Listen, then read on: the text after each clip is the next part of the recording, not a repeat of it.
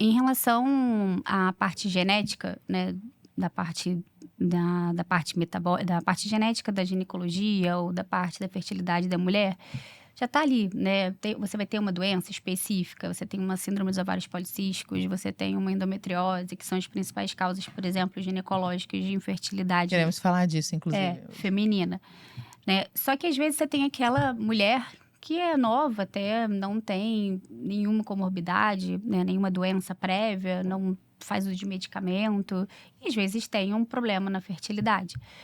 Como é que essa mulher está metabolicamente? Então, quais são os fatores epigenéticos que a gente tem que avaliar? O básico, que é o que eu falo sempre, que o básico funciona, né? A alimentação, o exercício físico, o sono, o gerenciamento de estresse, a vida social dessa mulher. E aí, isso impacta em tudo, porque hoje em dia, é só a gente botar, Lara, que nós estamos vivendo em pleno século XXI, onde tudo de mais novo, tecnológico na medicina está aí. A gente está com a medicina super avançada e a gente tem cada vez um número de mulheres e homens, né, casais inférteis. E na época dos nossos avós, onde essa tecnologia da medicina não existia, Não era vamos assim, pensar né? nos nossos avós, eles tinham 6, 7, 8 filhos. Por quê, né? Se hoje está tudo tão mais moderno. Exatamente por causa disso. Vamos parar para pensar lá atrás.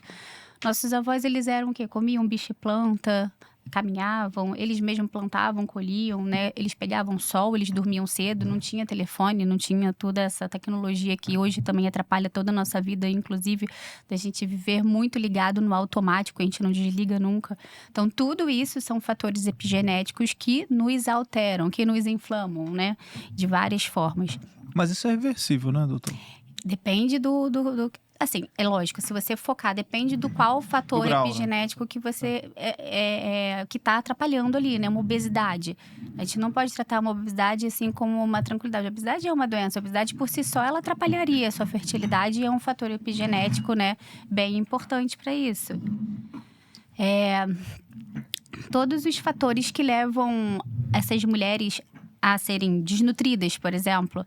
Hoje em dia a gente vê muita deficiência de micronutrientes importante nessas mulheres e que aquilo ali passa batido e não é visto e é tratada como uma paciente que tem um grau de infertilidade e vai às vezes para exames mais sofisticados e só o que faltou foi um olhar mesmo metabólico, entender doenças prévias, um hipotiroidismo não tratado.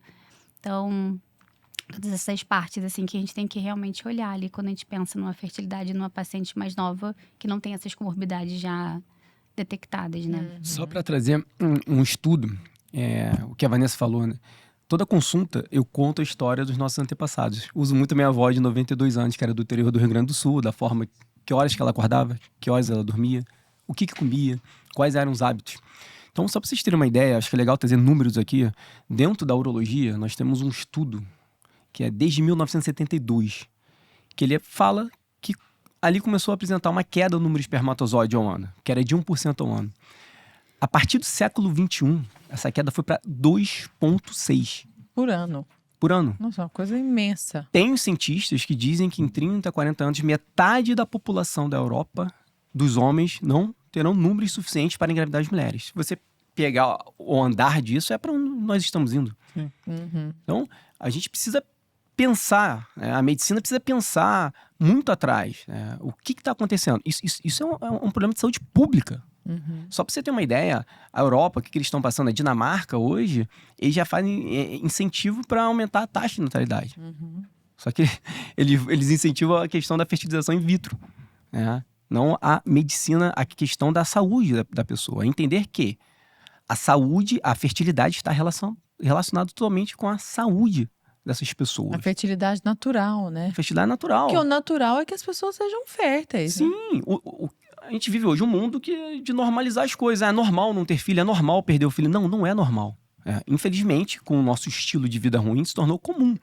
Então, se a gente pega essa data, 1970, aquela transição muito do campo, né? O homem do campo, saindo do campo, indo para as grandes cidades, contato com poluição, com plástico.